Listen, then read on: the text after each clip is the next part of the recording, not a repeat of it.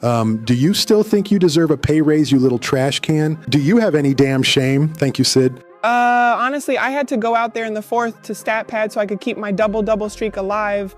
I don't care about winning games. I only care about stat padding to boost my ego and act cocky on Twitter right after the game ends. We're now 7-16, but like I said, I don't care if we win or lose. I just want to keep stat padding with me bounds till the day I retire.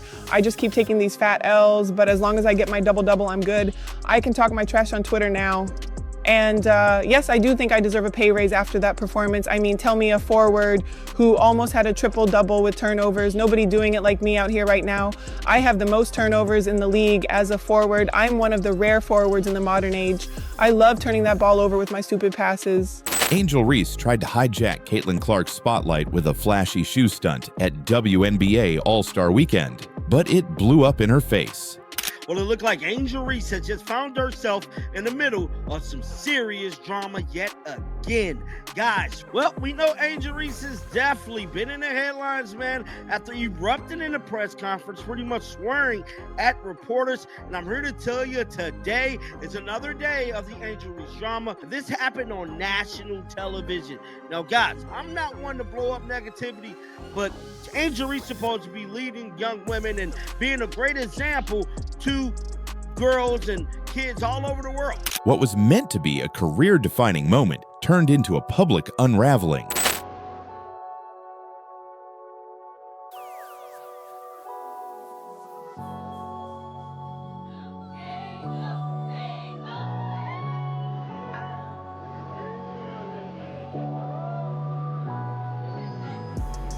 Live and in full color, as fans, media, and even her own brand made one thing painfully clear: you can't fake star power, and you definitely can't steal it. Listen, this is a fake one-sided rivalry. We got Angel Reese taking more shots at Caitlin Clark unnecessarily. You in Indiana having a great time partying. We see all the clips. Why can't you just do your thing? Why can't you just do your thing?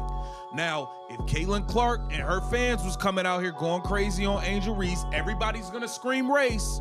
Everybody would scream racism. We already know that.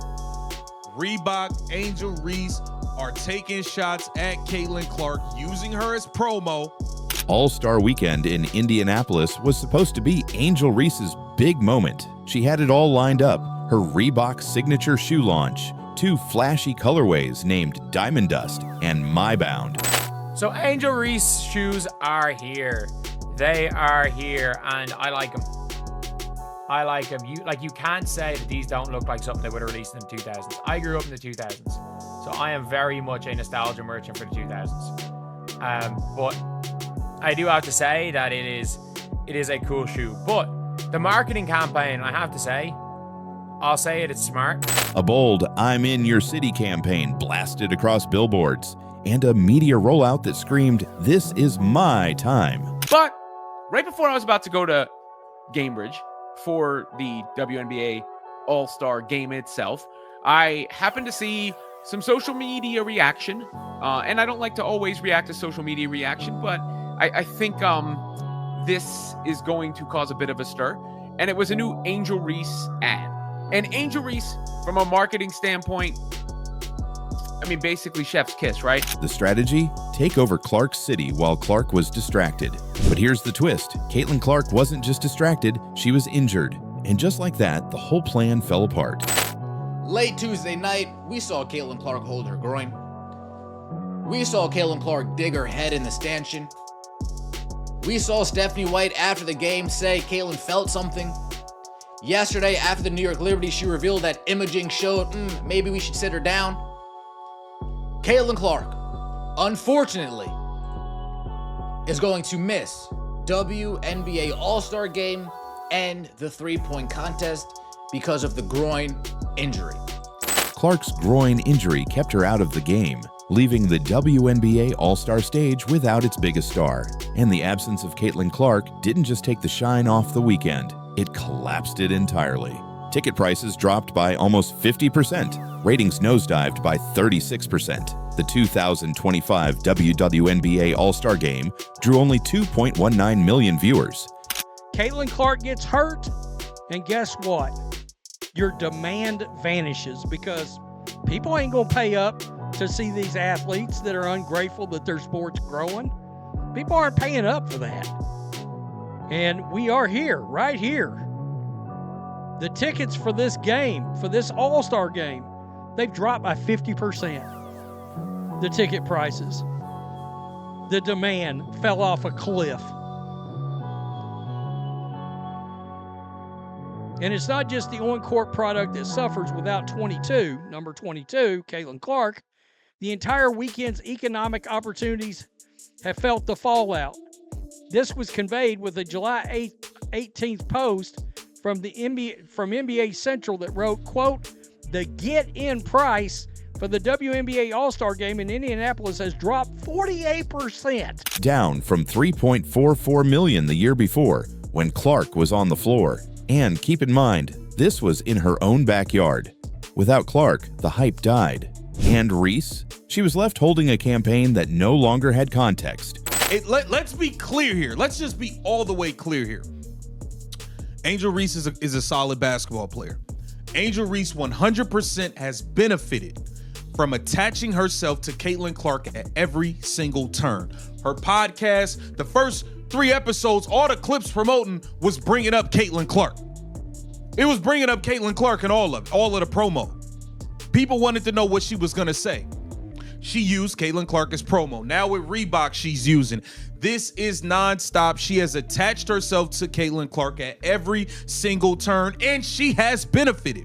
Her bold "I'm in your city" message, instead of reading like a power move, came off like someone yelling into an empty room.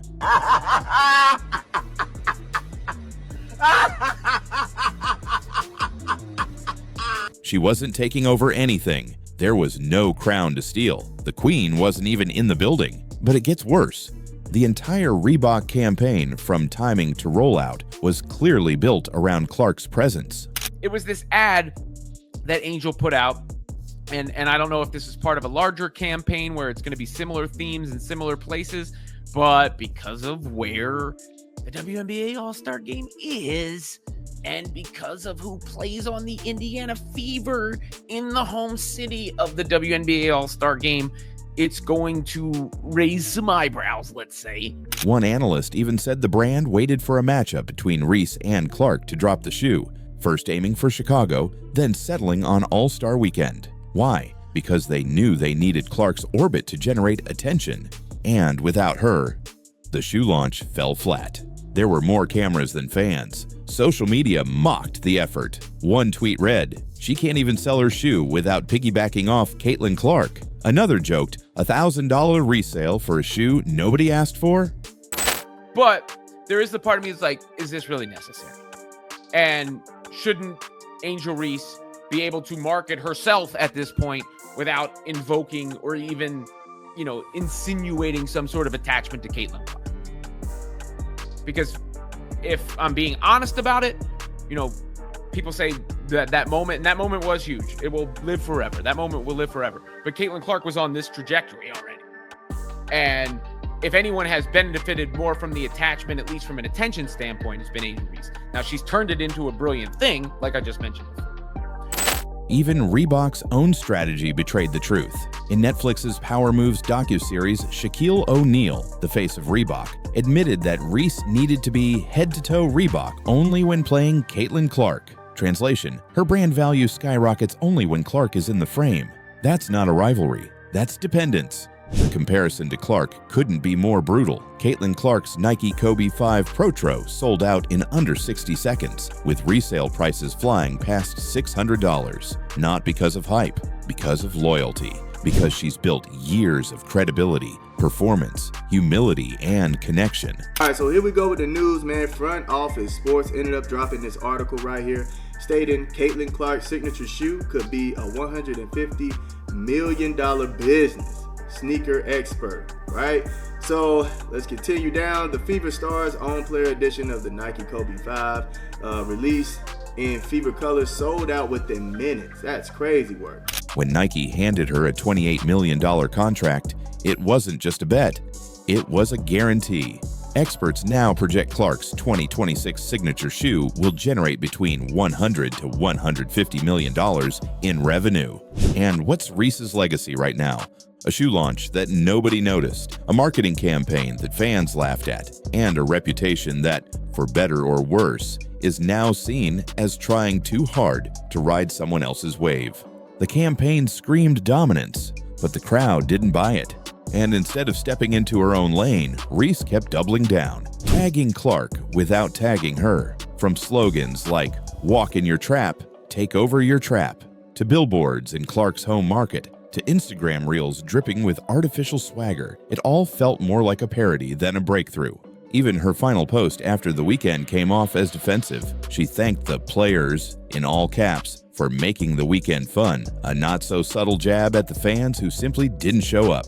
Ironically, the Indianapolis crowd had been mostly respectful, but once the smoke cleared, Reese wasn't celebrating a win.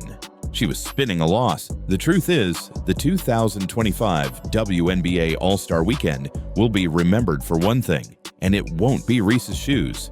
It'll be remembered as the moment the league discovered just how much it relies on Caitlin Clark.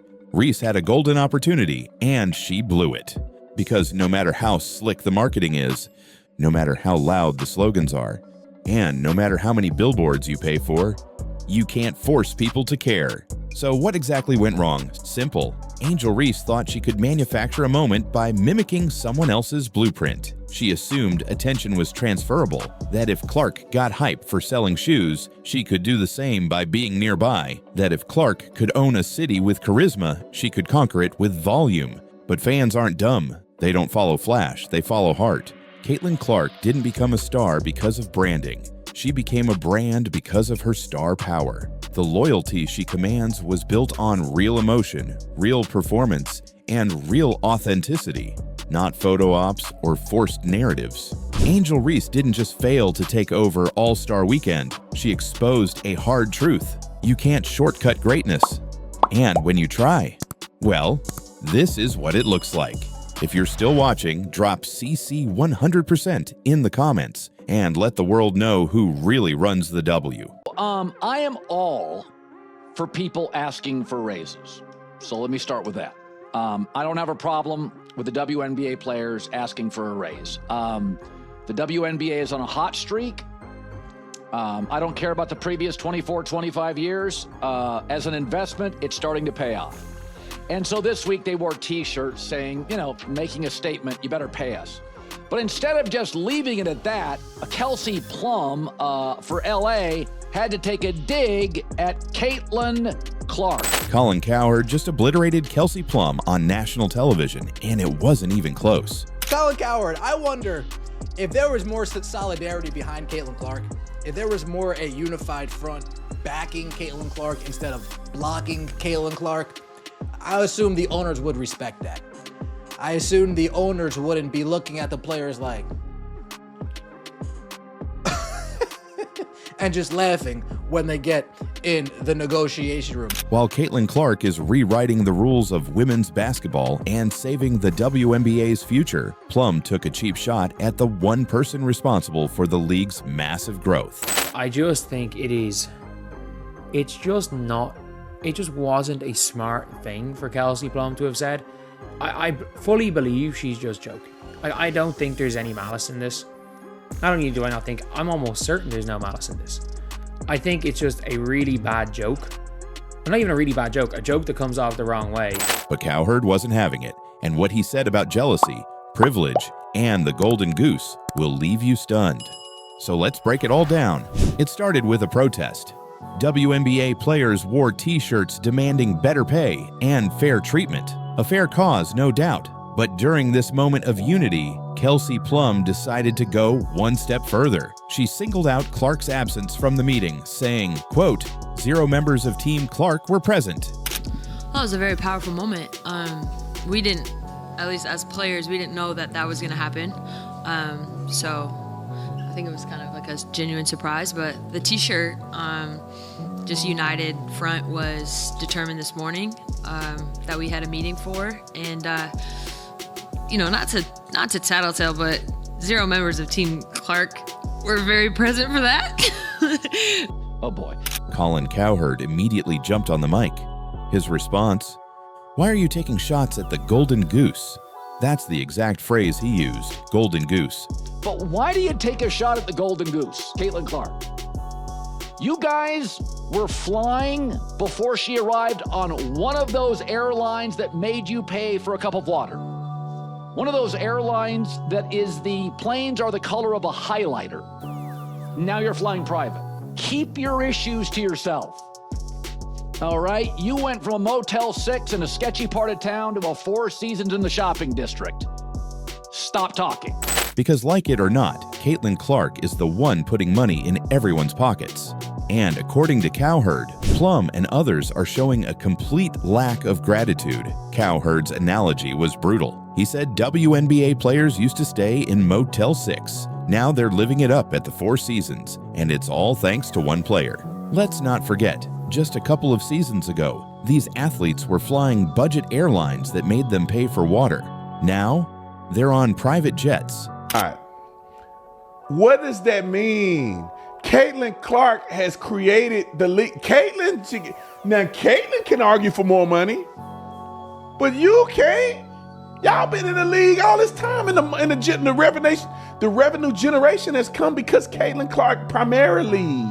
That you can't make more. You can't make more money if you're not producing product. And then if you made money this year, ma'am, you've been losing. You owe the NBA back. Y'all can just lose and not pay anything back to the NBA? Like, to be honest, the first 10 years of y'all profitability need to go back to the NBA. You don't just get to say, I've been wasting y'all money for 20 years and now I'm finally made a profitable year because of one player. You know, she get hurt, ain't nobody watching it no more. So how exactly did this happen? Cowherd didn't just speculate, he brought the receipts. A 500% increase in merchandise sales, a 40% spike in league-wide attendance. The Indiana Fever, once a complete financial disaster, now has a waiting list for season tickets. Listen, NBA players make 50% of revenues. WNBA players make 9%. And now the merch sales are up 500% and attendance is up, 40%. So they're going to get a raise. There's no question. And I don't really care that the previous 25 years, they didn't make a lot of money or lost money. I don't care. They're in the middle of a negotiation and they're on a heater.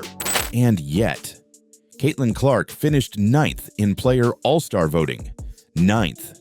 Cowherd couldn't believe it. He said, the league's biggest draw, the person responsible for packed arenas and record-breaking merchandise sales, got ranked 9th by the same players benefiting from her success. Caitlin Clark finished 9th in player voting.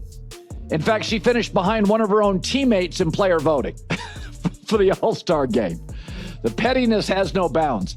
But it's interesting, for years, the WNBA players were pointing fingers. They were saying people are sexist, the media is sexist, we're not being promoted, we're underappreciated. And then they get the Golden Goose and they don't like what it looks like. Iowa girl, Indiana girl.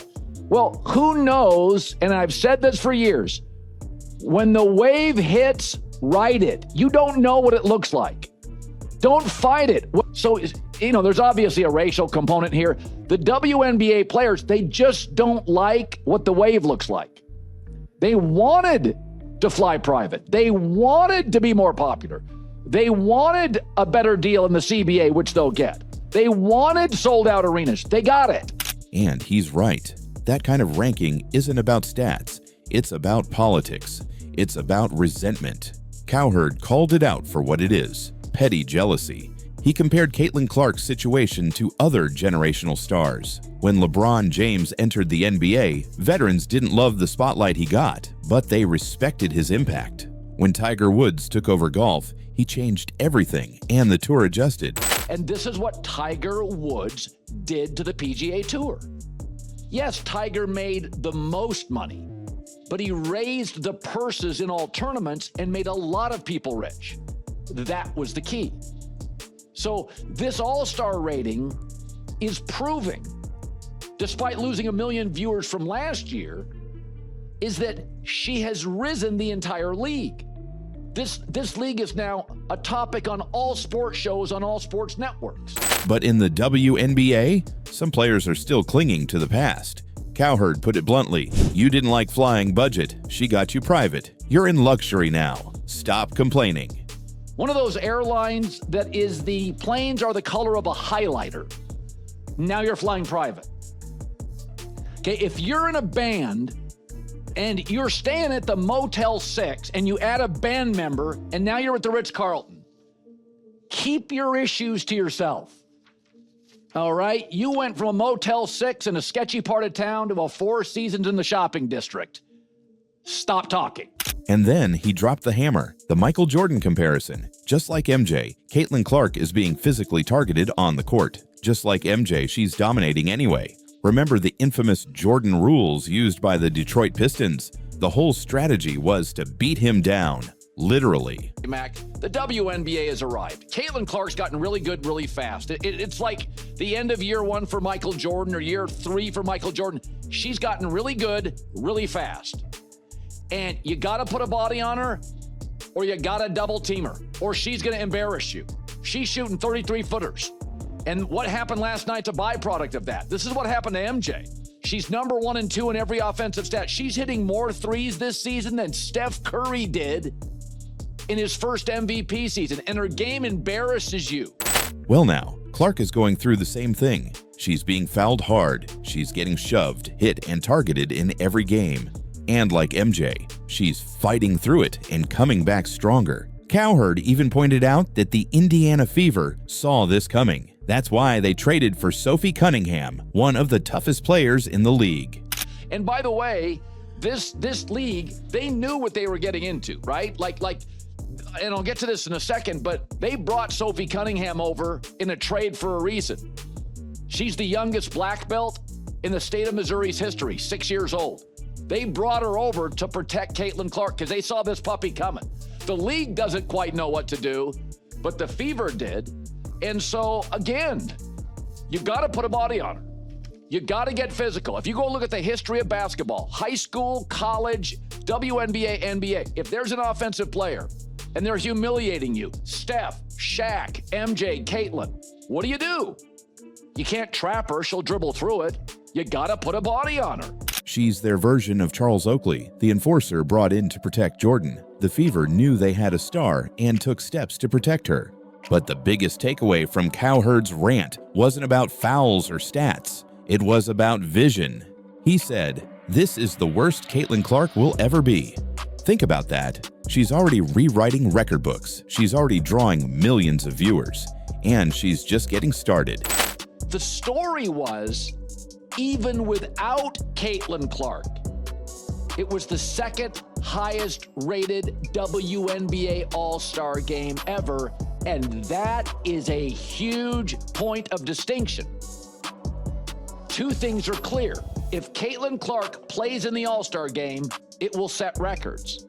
But now, because of her popularity, even if she doesn't, it will break records and be the second highest ever. Only beaten by the time she played in it. And that matters. Cowherd warned that if veteran players don't get on board now, they'll be left behind. Players like Lexi Hull, Aaliyah Boston, and Kelsey Mitchell understand what's happening. They're riding the wave, not fighting it. And make no mistake, this is a wave, the kind that changes leagues forever. Cowherd said the WNBA is finally turning the financial corner it's been chasing for decades, and it's because of one player, Caitlin Clark. He even drew a parallel to the UFC. It took Conor McGregor to push the UFC into mainstream American sports. Caitlin Clark is doing the same thing for the WNBA. And here's where Cowherd made his boldest prediction. The WNBA's future runs through Caitlin Clark. Whether some players like it or not, the numbers don't lie. TV deals, sponsorship money, sold-out games, jersey sales, fan engagement, it all revolves around Clark. So when veterans like Kelsey Plum throw shade at the only player making that success possible, Cowherd had one message: stop biting the hand that feeds you. He's not saying Clark is perfect. He's not saying other players don't deserve more money or recognition. But what he is saying, loud and clear, is this: You don't tear down the one person bringing value to everyone. You don't sabotage the golden goose. Because if Clark walks away, so does the spotlight, so does the money, so does the progress. Cowherd's rant wasn't just about defending Caitlin Clark. It was about exposing a toxic mindset that could cost the league everything it's finally starting to build. The jealousy, the petty digs, the resistance to change, all of it needs to stop. Because the future is here, and her name is Caitlin Clark. If you're still watching, drop Golden Goose in the comments to show you support the star who's carrying the league. And if you want more unfiltered breakdowns like this one, make sure to like, subscribe, and turn on notifications so you never miss a beat. We'll see you in the next one.